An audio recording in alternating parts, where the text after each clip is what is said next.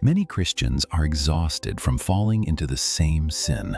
They repent, they cry out to God, they promise it will never happen again. And then it does. If you have ever thought, why do I keep doing the very thing I hate? This is for you, brothers and sisters. Here's what most people miss. They treat sin like a weed they can pull from the top. They cut the behavior, they change the environment, they try harder. But the root stays buried.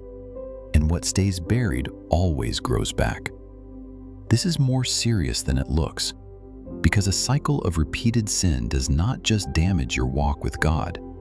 It destroys your belief that change is even possible. And once you stop believing you can change, you stop fighting. Romans 7:15 tells us exactly what this feels like. Paul said, "For what I am doing, I do not understand. For what I will to do, that I do not practice. But what I hate, that I do." This was not a weak man. This was an apostle. And even he knew this battle. But Paul found freedom, not by trying harder, by going deeper. And that is exactly what you must do. The 3 roots of repeated sin. If you want to break free from what keeps pulling you back, you must identify which root is feeding the cycle, because the problem is never just the behavior. The behavior is always a symptom. First, the root of the unrenewed mind. Every repeated sin has a thought pattern feeding it, a belief you have never surrendered, a lie you keep accepting as truth. It sounds like, "This is just who I am. I will never be free. God is tired of me."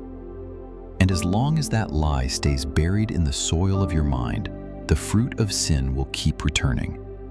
Proverbs 23:7 warned us, "As a man thinks in his heart, so is he." You cannot outbehave what you still believe about yourself. The mind must be renewed before the life can be changed. You cannot fix the fruit while the root stays poisoned. Second, the root of the hidden wound. Listen to this, brothers and sisters. Many repeated sins are not weakness. They are self-medication. They are the way a broken heart learned to survive pain, rejection, abandonment, shame.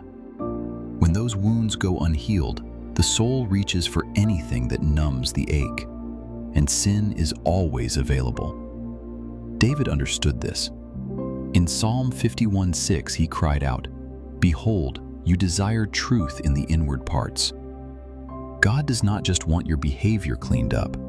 He wants to go into the hidden places and heal what you have been covering. Real freedom begins where honesty begins. Stop hiding the wound and bring it to the only one who can heal it. Third, the root of divided loyalty. This is the one no one talks about. You cannot experience the power of full surrender when part of you still wants the sin. James 1:8 calls it being double-minded, unstable in all your ways. And that instability is not a discipline problem, it is a desire problem. You must ask yourself honestly, do I truly want to be free? Or do I just want to feel better about not being free? Because God does not force freedom on anyone, He offers it. But you have to want it completely, not partially. Let's be honest. Breaking a cycle of repeated sin is not about more willpower. It is about deeper surrender. It is about letting God reach the root, not just the fruit.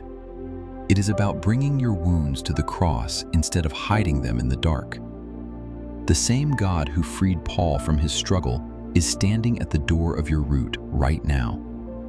If you are tired of the cycle, if you are done making the same promises and breaking them, maybe you do not need to try harder. Maybe you need to go deeper, because freedom was never found at the surface. If you are ready to stop fighting the fruit and surrender the root, write this in the comments. Lord, go to the root. And let that be the beginning of your real freedom. And if this message spoke to your heart, subscribe to Bible Built. Because here we are not just seeking content, we are seeking transformation.